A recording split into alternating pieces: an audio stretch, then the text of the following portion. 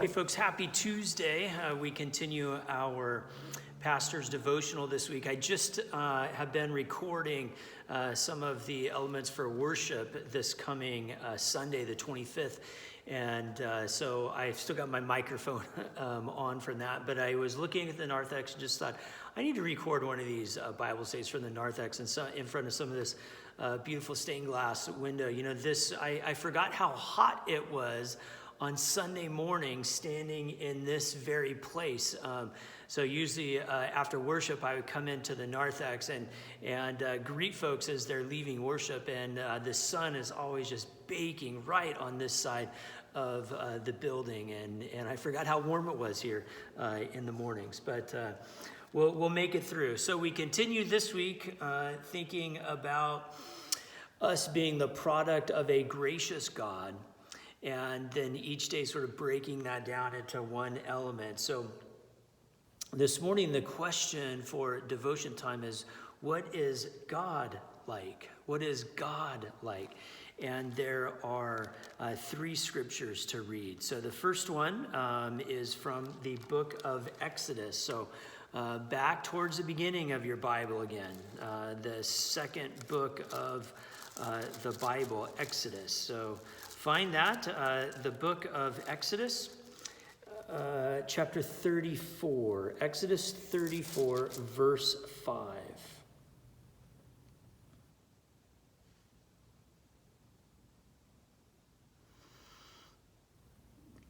The Lord descended in the cloud and stood with him there and proclaimed the name, the Lord.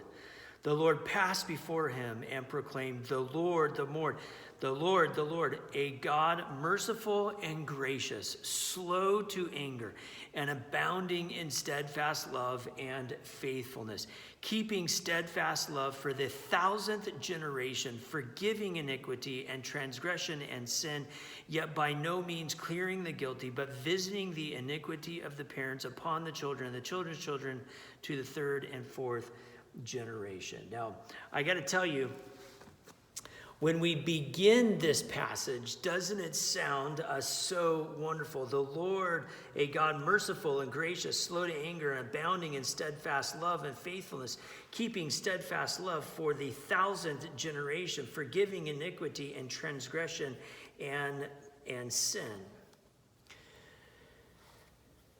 And if we could just put a period there, that's how in the New Testament we have really come to understand God. But of course, in the Old Testament, there was this other side of God, this other understanding of God, that the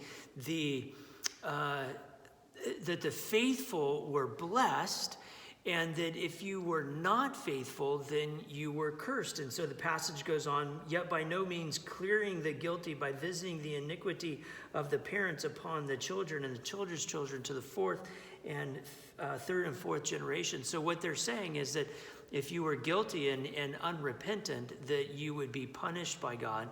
And if you didn't receive the punishment, then your children or your grandchildren or your great-grandchildren could receive the punishment of God.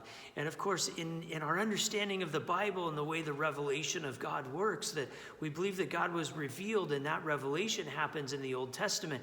And that as we go through the Old Testament, that there is a deeper and more and broader revelation.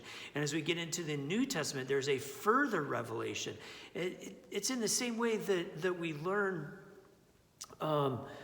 we learn different facts about life as you learn and you grow. The new things that you learn, they change the old things. So we're learning things right now. For example, climate change. We're learning things about climate change right now that change the way we thought we knew things 20 years ago, 100 years ago. And those things 20 years ago to 100 years ago don't stay true and stand at odds. And what we're learning now, we say, no, that's what we believed then, but we've learned more now. Well, that's the way we believe in the revelation of God. And so as God is revealed through the character of Jesus in the New Testament, we come to see that last part of the reading today, that there's a new revelation that God forgives forgives fully, and in fact sends his son to die on that cross so that our iniquity might be forgiven in this life and in the life to come.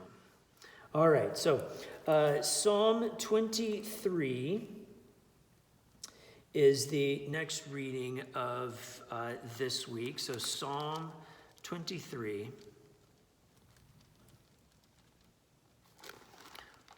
Right in the middle of your Bible are the Psalms.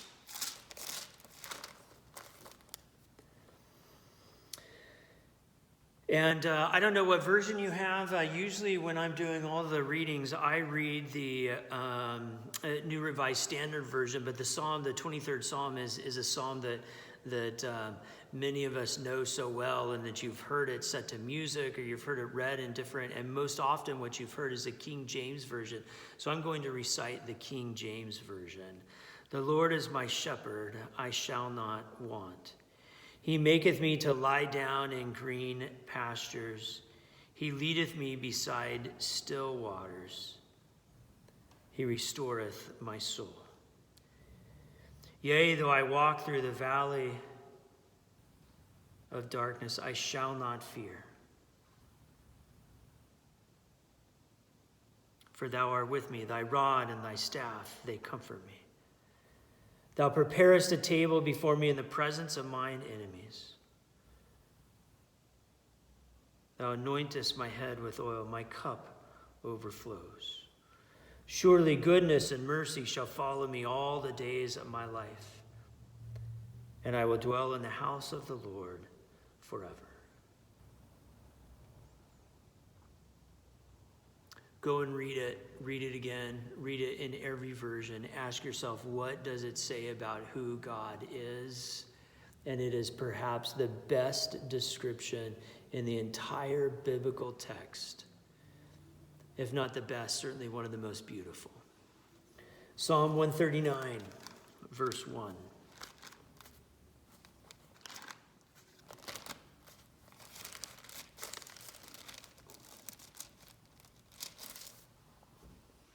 Psalm 139, verse 1 through 4. O Lord, you have searched me and known me. You know when I sit down and when I rise up. You discern my thoughts from far away. You search out my path and my lying down and are acquainted with all my ways.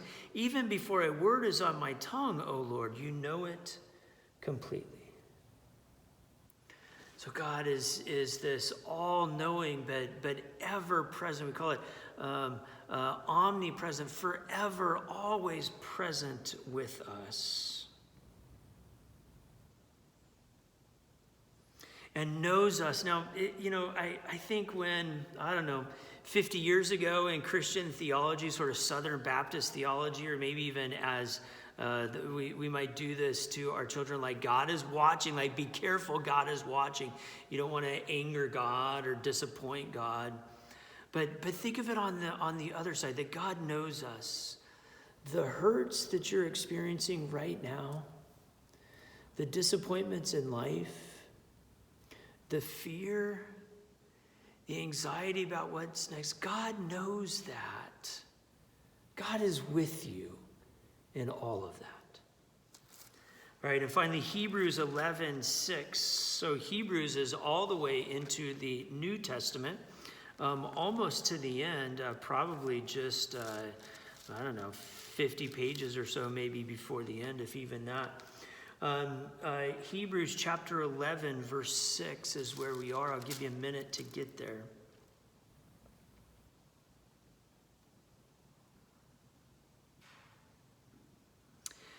Hebrews 11:6, and without faith it is impossible to please God, for whoever would approach him must believe that he exists and that he rewards those who seek him.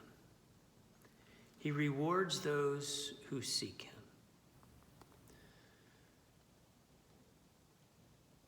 I just want to rest on that for a minute. Are we rewarded like we read the Bible a lot and so God gives us money or good stuff or some sort of blessing?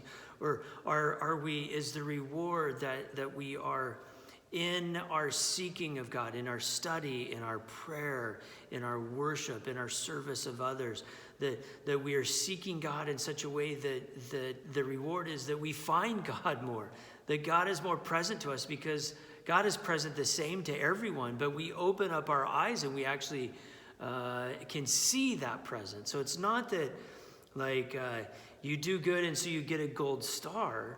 The star is always there, but in doing the right things, we are brought closer to God, and therein lies the reward. May you discover that reward today. God bless.